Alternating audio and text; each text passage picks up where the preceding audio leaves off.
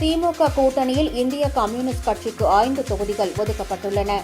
தமிழக சட்டப்பேரவைக்கு வரும் ஏப்ரல் 23ஆம் தேதி தேர்தல் நடைபெறுகிறது. இதில் பதிவாகும் வாக்குகள் மே 4ஆம் தேதி எண்ணப்பட்டு முடிவுகள் அறிவிக்கப்படவுள்ளன.